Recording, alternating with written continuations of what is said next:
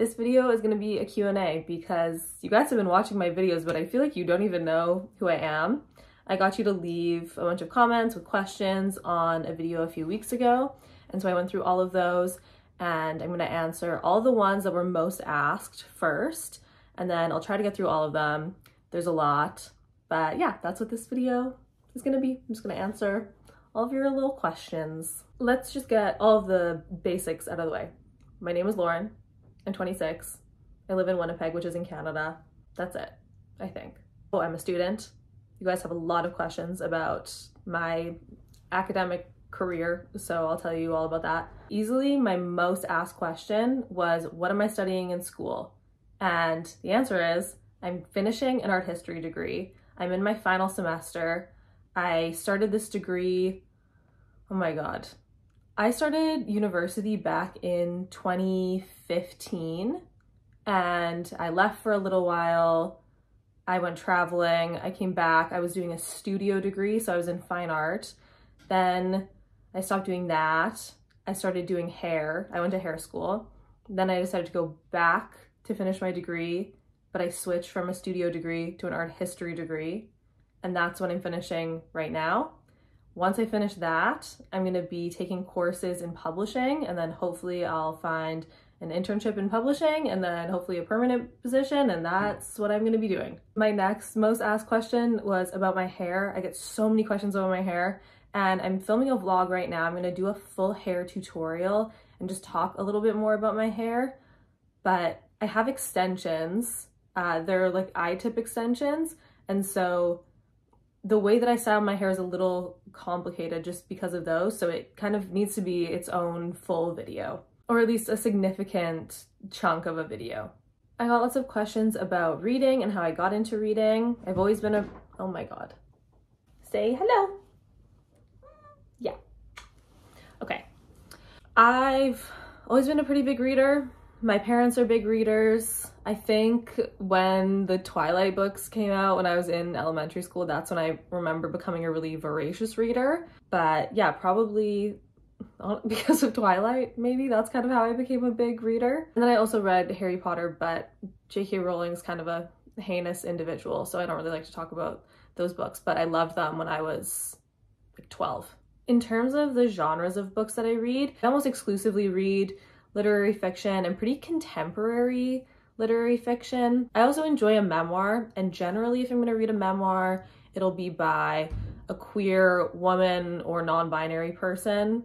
Yeah, I don't know. I'm actually just realizing that I do that now as we're sitting here talking about this. Sometimes I like a classic, but generally more contemporary fiction. I like to support authors that are currently living. I think some of you know that I work at my friend's bakery. Two of my really good friends, they opened a bakery this past summer, and they asked me to work for them while I was in school, and so that's what I've been doing on the weekends. I'm not a baker at the bakery, I just work the counter for them.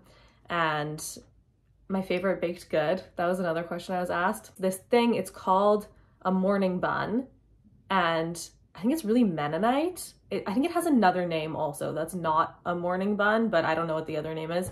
It's basically croissant dough that's baked in a muffin tin, and then it's rolled in cardamom sugar, and it is so good. And I think because it doesn't look that nice, not a lot of people buy it, but it is like the most underrated baked good of all time. Is there an author that you wish would be read more? Yes, Miriam Toews. She's an author from Manitoba. I live in Manitoba, I live in Winnipeg, and she is so funny and clever and has had such a unique life, and I just think all of her books are amazing. She has such an addictive writing style. Her sense of humor just scratches this itch in my brain, and I just think she's amazing. If you want to get into her books, I would say start with A Complicated Kindness or All My Puny Sorrows. They're both kind of devastatingly sad, but also so unbelievably funny. Do you find that keeping things tidy, streamlined, comes easily to you, or do you have to work to keep clutter from amassing? I am a pretty tidy person. I think clutter stresses me out a lot, and oftentimes I'll go a few days without cleaning my house, and then clutter and just like random crap starts to build up on different surfaces in my house, and then I inevitably freak out and then clean all of it. So I think it does kind of come naturally to me because I just don't function well in a dirty environment. I will say I don't have a lot of stuff though, and I think that helps. I just don't own that many things, except for books. And my books are everywhere. And you could argue that they kind of are clutter because they're just stacked up all over the floor, but that to me feels like cozy clutter, which is different than regular clutter. It's girl clutter, it's different. How do you afford life as a student? I have been working in social media for, it's been about 2 years now. It kind of recently became actually a full-time job for me. And I work at my friend's bakery. I don't make a lot of money working at the bakery. I also get student loans every semester, but I live in a very affordable city, and I think that makes a really big difference. My lifestyle just isn't very expensive. I don't have a car, my rent is pretty cheap. I think I just have a good financial situation worked out for me right now. What is your cat's name and where did you get her? Her name is Joni. I got her from the Humane Society, so an animal shelter, and she's a little bit of a monster, but I love her so much. She's 2 years old, and I'm looking at her right now. She's clawing my laptop. Oh my God. How do you like living in Canada? Are you from Canada originally? Yes, I was born in Toronto. My parents moved, so I moved to Winnipeg when I was 5, and I've lived here for my whole life, so I only really know what it's like living in Canada. I've done quite a bit of traveling, but I love living in Canada. It's great. I wish it was a little bit less cold. Right now it's a hellscape, but for the most part, I really like it. Do you watch TV frequently? No.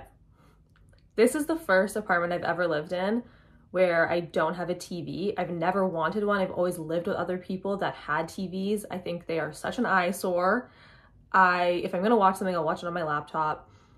But I don't often watch TV and movies. Sometimes I feel like I kind of miss out. Like everyone will be watching a TV show or like a TV series and I'm not watching it because I just don't really like TV that much. But that's not true. Like I watched Succession when everyone was watching Succession. I like Euphoria. Like I'll watch Euphoria when the next season comes out. But for the most part, when I get home from a day of classes or I get home from work, I don't feel inclined to watch TV. I find reading much more relaxing. Are you a coffee or a tea person? Coffee. Always. Always, always, always.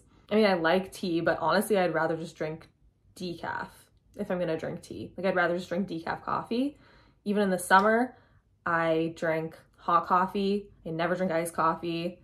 My coffee order is literally just a cup of drip coffee. It's my favorite thing with cream year round. It doesn't matter if it's like a 30-degree day. I will drink hot coffee every single day. I go to bed, like I curl up in bed at night and I'm excited about the coffee that I get to drink in the morning. It is my favorite thing about my day every single day. I feel very passionately about this. And I drink too much of it. It's actually not good for me. I know it's bad. I know it makes me anxious, but I love it so much. Something you splurged on that you don't regret. I don't splurge often, but this past summer I moved and I had to buy my own bed and my own mattress. And I had been looking online trying to find a bed frame that I liked. And I think I'm just really picky and I wanted to find something that matched my other furniture, which is mostly mid-century furniture. And so I found this bed frame from a company called Floyd. And I bought it. It's the most expensive thing I've ever bought. They don't ship to Canada, so I had to drive down to the States. It was the day after my birthday. I was not feeling good. I drove down to the States with my mom, and I picked up this bed frame from a warehouse in what felt like the middle of nowhere. And it is my favorite piece of furniture. I love my bed so much. Yeah, my bed frame, it's the best. I'm so happy I bought it. It, at the time, almost felt like a bit of an irresponsible purchase, but now that I have it, I'm so happy that I went with this bed frame. It's from Floyd. It's amazing. I love it. What are your winter essentials to fight seasonal depression? I feel like this might not work for everybody, but for me, I just need to make future plans and have things to look forward to, or else I feel like all my days start to blur into one and I start to feel really stagnant. I also have to force myself to FaceTime with my friends and reach out to my friends because when I get sad, I isolate and go so far inward and it's not healthy. Yeah, the one thing that I know really, really works for me is just making plans with my friends, going out with my friends, making sure that I see other people and not just stay at home by myself with my cat. I got some questions about makeup and skincare essentials. I'm gonna include all of that when I show you how I do my hair. I think that'll make sense. What do you like and dislike about living in Winnipeg? The dislikes are so obvious, but it's so cold in the winter. In the summer it's not. In the summer it's beautiful and hot and amazing. I sometimes dislike that the city's really small and like we don't have, I mean, we have a lot of restaurants and a lot of really great restaurants, but there aren't like tons of options like compared to a city like Toronto. Have like 2 good music venues, maybe 3, and one of them's closing at the end of the month. I think just the fact that the city is so small is maybe what I don't like about it, but that also contributes to the things that I like about it, because every time I leave my house and go somewhere, I inevitably run into somebody that I know because the city is so small. And sometimes that's not great. Like if I am feeling really antisocial, then I don't love that. But most of the time it's really, really nice. There's a really great music scene here. I also think that there's just something about people from Winnipeg, and I'm biased because obviously I'm from here, but everyone for the most part I think is really friendly. I think people are really open to making friends and building community and new community, which I don't think a lot of people can say about their cities. I think it's just easy to meet people here. I think also the fact that it's a little bit of a dingy city makes people resilient in a way that I'm kind of proud of.